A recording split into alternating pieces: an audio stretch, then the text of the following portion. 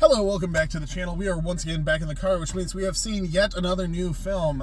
Tonight's film was none other than the drama-filled international sensation Borderlands. Just kidding, we weren't going to see that crap. Instead, we went and watched, along with everyone else in all of Nebraska and Iowa, the drama film It Ends With Us, starring none other than Blake Lively. I am, of course, joined by my esteemed co-host, DJ. DJ, what do you give this film out of a score of 1 to 10? 7.5. That is absolutely solid. I agree with you. 7.5 out of 10. The acting is solid. The cinematography is very solid. The story in and of itself is done very well. It is one of those movies that is uncomfortable, and obviously the tension is very high, but they do it in such a good way. I think it handles the material respectfully, and it has a very good message, and it was done fairly well. It is a very solid film, therefore a 7.5. I agree with all those good points. The issues with it I had that don't give it like perfect film for me, like what knocks it down to a 7.5 specifically. A lot of it is just like some of the moments are a little awkward. So there's a lot of development in this film that shows abuse and like dealing with complications in relationships. Specifically, it's from the position of the person being abused. So it's from their point of view. So one of the things this film does really, really well is it skirts the point of view by ending things or making unclear camera angles and shots. It manipulates things in a way that somebody who is a victim may occasionally forget a detail, may mistake a detail, may not see a detail fully in order to kind of justify staying in an abusive situation. Right. It's done well. Yes. And that's really solid. But there's a few moments for me where it seems a little too convenient that she brushed it off. I've not read the book it's based on. So but I did read a little bit of a synopsis of it. I did notice that there are two major key differences that they did. Is she stood up for herself a little bit more in the book. She put a line in the sand and was like, hey, this is going to happen. Whereas in the film, she kind of goes along with it really deeply. The other thing that actually bothers me a little bit, and this wasn't even having to do with the book adaptation, this was just the film itself, is they work a little too hard to make it look like Blake Lively is like not being faithful in the relationship. Like they make excuses it's like the film makes excuses for the husband as well, for the I can't remember the guy's name. Riley. Yeah, Riley, the lead male. Or Ryle. It's like the film's trying to make excuses for him, and like nothing he does is excusable at all. But it almost felt like, to me, for a little bit, the film was trying to make me like feel bad for him. Like, well, look what they're doing to him, and I'm like, it's not gonna work. Like, it's not gonna make me feel. Stop it! Stop trying to make this feel relatable. I don't like it. Right. It was weird, and it wasn't even like you can do that in a film if you really want to, but it doesn't do it in a good way. It just kind of does it in an annoying way. That was the only thing, and that was just some of it, not all of it. Sorry. I agree with you in a sense.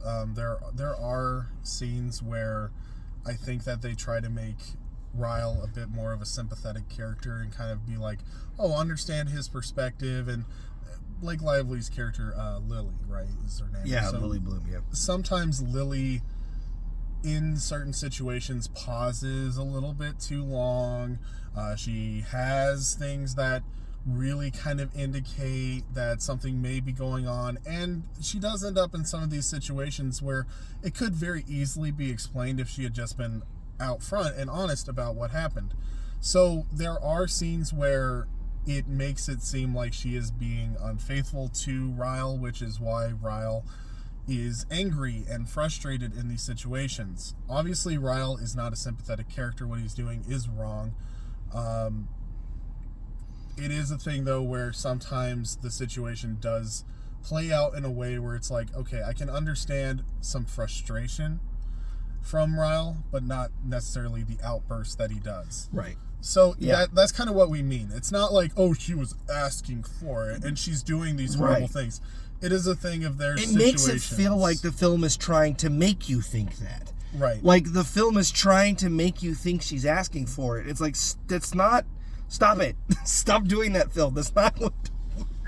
And it is just a couple of things, too, where if you're watching it, it just kind of falls into a little bit of, like, stirring up trouble tropes, I guess, when it comes to, like, romantic movies, like romantic comedies and stuff like that fall into this a lot, where some of the issues that happen in relationships for the sake of moving the plot forward happen due to the fact that somebody does not communicate clearly. And it's a very easy thing to communicate very clearly, and if you're paying attention, it's like, okay, this long pause, yes, it happens in real conversations. However, it should not be this long of a pause. It's overemphasized for the sake of the film to really drive the drama. This film has a couple of those scenes in it. Yeah, especially when they're put in places where it makes you, like we were just talking about, it's in really inopportune places that make things look a lot worse than they are. Yep. Where like a simple explanation would have been easy. Because we see everything that happens. We see everything that these people go through. We see the relationship from start to finish. We see all of this. And for some reason, they still want to... It's like the film's trying to gaslight us while we're watching it. Like, we didn't just see it happen. Yeah. It's like, no, we just saw it. We know the real thing. Don't try to gaslight us into thinking that's not what happened. Well, right. And I think that the point of it was that they were trying to make Ryle seem a little bit more sane and a little less, like, unhinged. Like, not really unhinged. It's just like when he flies off the hook, he flies off the hook. But they were trying to make him seem semi-sympathetic. I think it was to drive tension around near the end scene. I think that you guys kind of have gotten the drift that we're kind of getting into a little bit of spoilers, but this film is very straightforward. If you don't know what the movie is about, the trailer's pretty clear, the synopsis is pretty clear. It is about a woman who ends up in an abusive relationship with her husband and how she deals with that. Yeah. So some of this stuff may seem kind of spoilery, but at the same time, it's in the synopsis. Like, not the synopsis. It's in the trailer. It's in what they... Well, it is a synopsis. Well, what they put at the back of the... Yes, and it's literally the basis of the film. Like, if you look at the little blurb, they say what the movie's about. That's what they use. That's what the blurb says. A woman ends up in an abusive relationship. Yes, that's the point of the movie. But there is some spoiler stuff that we can hit on that's a lot more deep, because there's a lot that's not in that, and it's actually not even relating to that. So I think it's it for non-spoiler, and I just have two things in spoilers, and I'm done. So okay, I just don't want to like break the film for those who don't know what it's about. That's fair. Okay, so anyway, we hope that you guys enjoyed this review. I would say that I do recommend seeing this in the movie theaters. It is probably one of the better films that have come out recently. If you're not going to see Deadpool and Wolverine, this is probably the second best film that's in theaters right now. Yeah, because Trap was pretty good. Well, okay, Trap's solid. Trap was solid. Trap is solid, but despite what other critics might say about it, which I understand. I understand both sides. I enjoyed the film, but that's a different video. In fact, that's the last video. If you want to check that out, we'd appreciate it. Otherwise, we do recommend seeing this film in the theaters, or at least renting it. You can pay to rent it when it comes out on streaming. Otherwise, we'll move into the spoiler sections. Spoilers.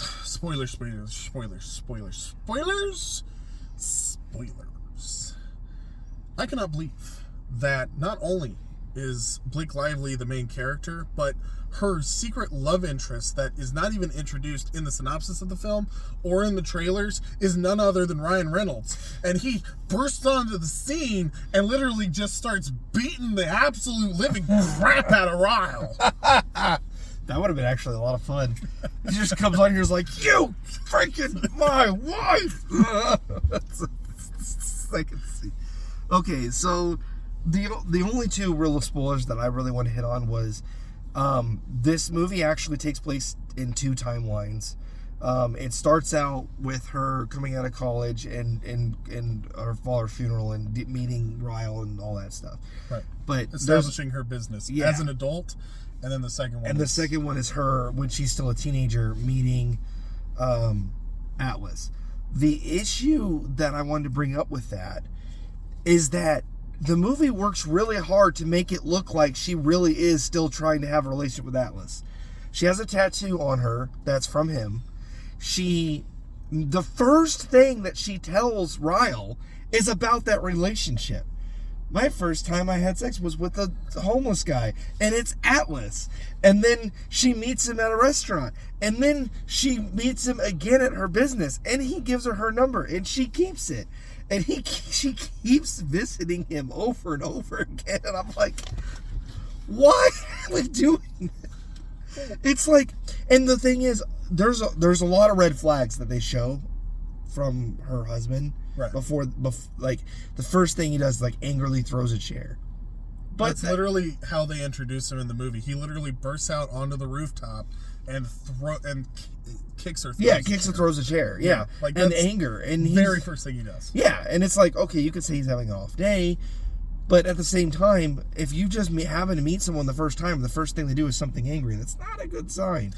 So there's a lot of red flags around him. But at the same time, nothing seriously really happens that's violent, basically until Atlas. Like, he hits her once, and it looks like an accident. Later on, it clarifies that, because the film's, everything that's done to her by him is cut in a way, like we talked about, where it's angled, or it cuts off early. So there's little details missing. Yes. So it looks like, oh, that was an accident. Okay. Yeah, the first time that he hits her, it does look like intensely like an accident.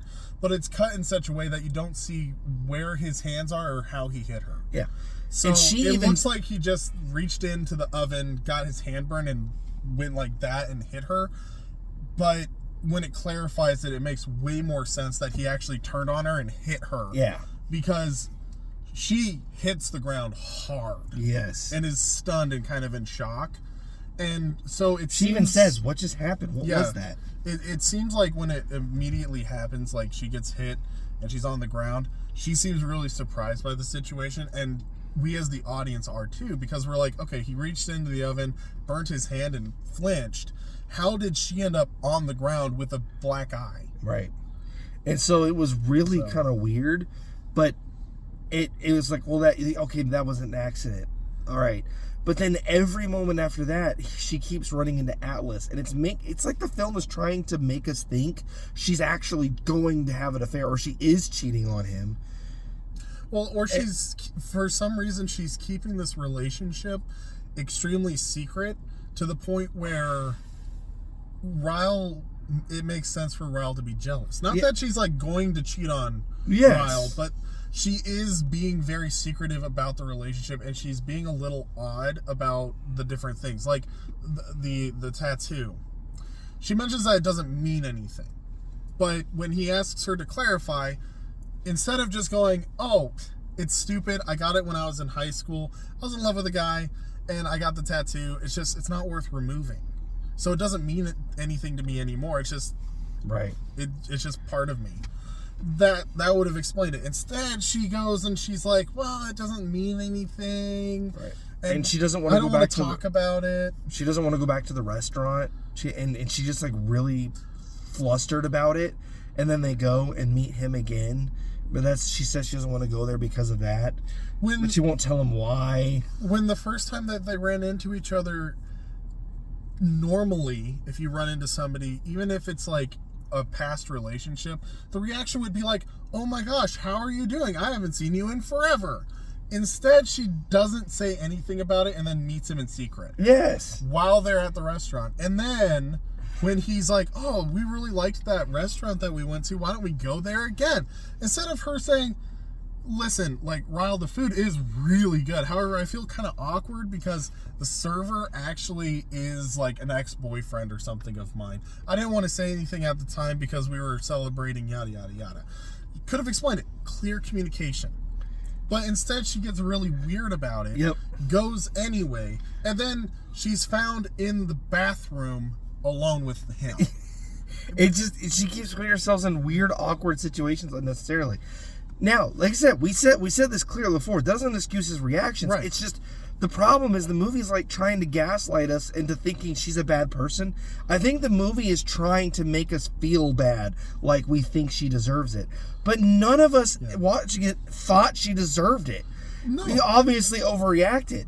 It's just I just don't understand what the purpose of that was. Like, and it's not even in the original material. Like, they added that in. It's like, we're gonna make her look like she might actually be cheating on him. So all you people will feel really bad when you realize that she's actually the victim here. And it's like, whereas we always saw her as the victim. That was the point.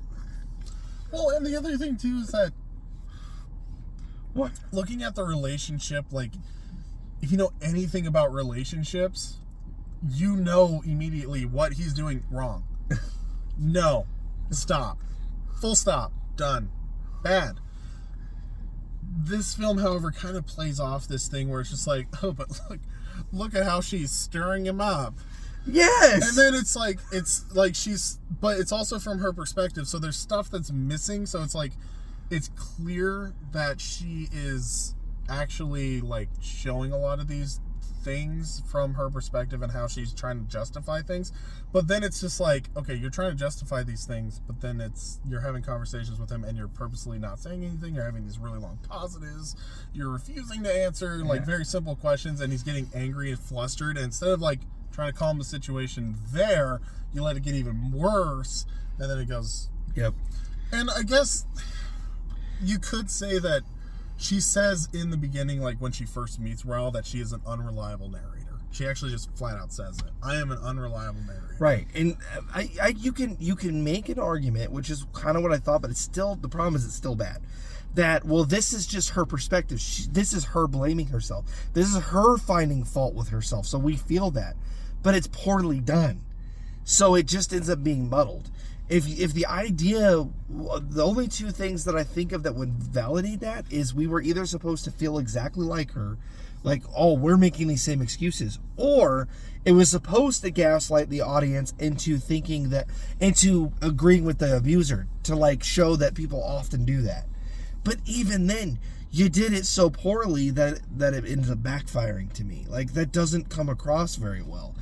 Right. If that was the point, if I have to jump over hurdles to make that excuse for your film, you didn't do a good job of showing that. Right. It doesn't come across that way. It comes across as just really, like they were trying to do two things. The perspective shifting with the camera was clever. Great filmmaking. But they burned that by constantly by having her keep meeting the guy over and over again. And keeping it a secret. That when you make her actually look unfaithful, it destroys the idea of her like coming out of herself, because like she's giving him ammunition, and that's all you want to do to an abuser is give him ammunition. Like, although at the same time, devil's advocate, other reverse side of it, because they played it like that so well, the scenes that they're together are very high tension. Yes.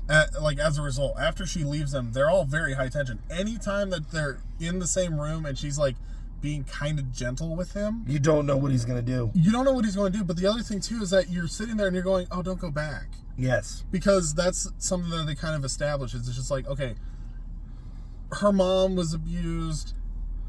Atlas's mom was abused. This happens a lot in abusive relationships. They feel vulnerable. They get kind of soft on things. They forgive things without actually going through with proper boundaries. They tend to either become an abuser or become an abusee, often, because they excuse things or they perpetuate the behavior. But also, if they're being abused, usually what ends up happening is they stay in this abusive cycle because the person's gentle for a little bit, and then they get gentle with it, and then they're back where they were before. So there's really high tension where she's doing all these things, and then it kind of like culminates with when she's giving birth to their daughter, where he's in the room the entire time. They're holding hands, they're talking, they're having these like moments. She invites him over to, not like over, but like over to sit with her in the hospital. So that entire scene, all the way up until she says, I want a divorce, you are thinking, oh my gosh, she's going to get back together with him. This is awful. So that's played well. Yes. But at the same time, it is one of those manipulation things where when you really think about it, you're like, why are you making her look kind of bad? Yeah. Bring about that tension. Why? They did well because the tension is there. So kudos with that. However, it is one of those things. But they destroyed her reputation to do it. They make her reputation seem really kind of to be questioned. I completely understand why abusers stay with their abusers. Like, they show that. Like, she makes excuses for it. She doesn't see it all. She, that kind of stuff. That's normal thing. But the weird, like, side glance stuff before he actually did anything was just weird. It was like they were trying, like you said, trying to make her look bad. And then the last comment I had was on was a really clever moment. Like you said, the tension was high when they're putting together the crib, and she hands him the screwdriver, and it's like, you're basically handing your abuser a weapon. And there's this moment where he's just like, "Oh, thanks," and he tweaks it. You're like, he's like, you don't know what he's capable of, and then nothing happens, and you're like, oh, thank goodness. And then right after that, it's the hospital scene. You're like, here's the moment he snaps. But then there's that endearing moment where he realizes her situation when he describes her as daughter. This is your baby. What would you say if your baby... And then she describes everything that he did to her. And says, and what would you say if she said that happened to her? What would you tell her to do? And he said that I would tell her to get out of there and never go back. And then he realized, I get it. I completely understand what I did.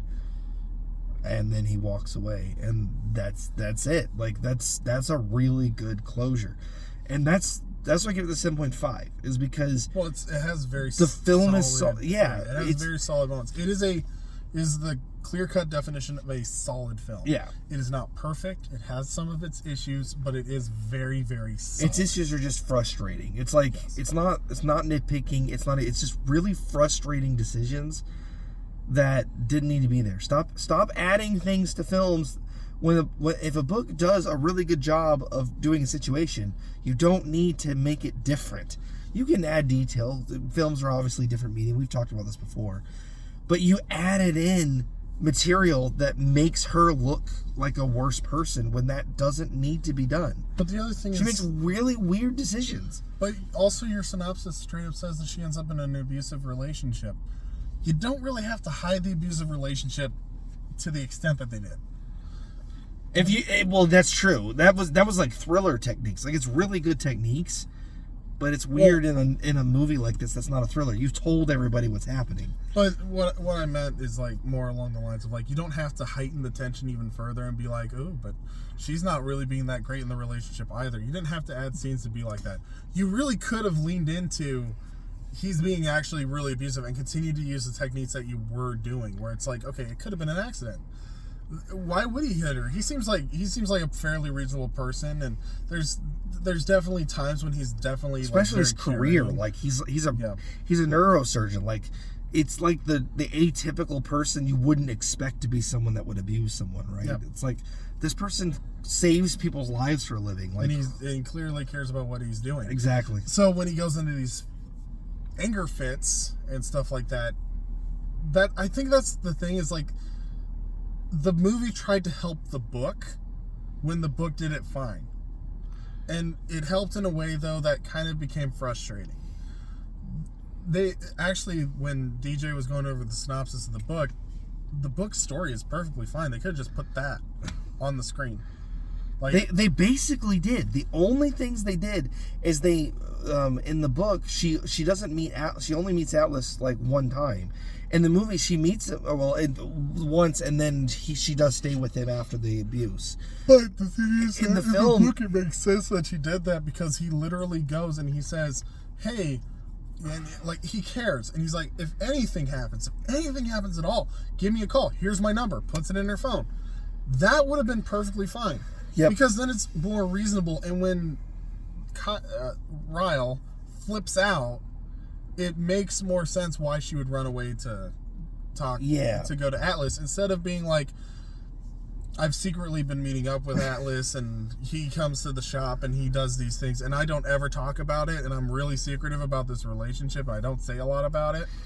And then, oh yeah, by the way, I ran away immediately to Atlas. It actually makes more sense if she runs away to Atlas just because of the one time, because it's like, hey, Ryle is being extremely unreasonable. I only ran into him once. Whereas in this, she meets him like 4 times. Oh, and she goes and she seeks him out. Yes. Once or twice. Yes. And so like, I was like that. Yeah, that was the problem with it. It's just like don't make her look like she's actually like doing these things, because then it's like when he gets upset, it's like, well, of course he's upset. But then when they get in the fight, that's the thing too that was clever. When they get into the fight and they get to the stairs, it looks, the way they shoot it, it looks like she just fell, like they got into a fight, because she was chasing after him. She chases after him, and then she gets in front of him. Yes. And when she gets in front of him, it's reasonable to kind of think like, oh, she slipped. She got in front of him. Maybe he turned suddenly and startled her. But then later, it literally shows him throw her off he the stairs. like grabs her and chucks her.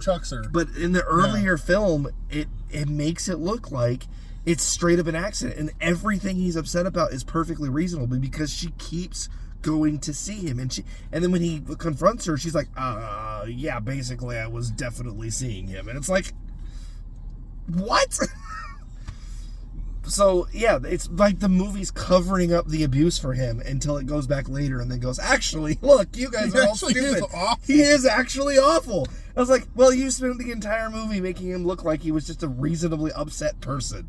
So that was just gaslighting. Thanks, film. That was dumb. The things that detract from this film is literally the fact that the film tried to help the book when the book was adequate. Yeah. That's the issue. We're gonna make her look like an awful person. Yeah. Like, oh, it's reasonable that he beat her. Don't do that. Now. Don't do that. I'm done. That was awful. That was the only part of the film that was just like, eh. It's weird about things that are eh. Be sure to subscribe for more eh. I'm just kidding. Thanks so much again for watching this video. We try to do a new movie review every single week. Sometimes it's movies that we're not really expecting to watch, like this week. Other times we do try to see some of the more major releases. We just don't purposely try to torture ourselves with awful films unless we're doing it specifically to make fun of it and rewrite it, which we do on this channel sometimes. But otherwise we watch classic movies, rewatch them, we watch bad movies, and just discuss like what makes it worth watching. We have a couple of series going on right now, and we do try to talk about a lot of different movie-related topics. We really love movies, and if you love movies, you will like this channel. So if you haven't already, please consider subscribing. Otherwise, we will see you guys in the next video. Thank you for watching.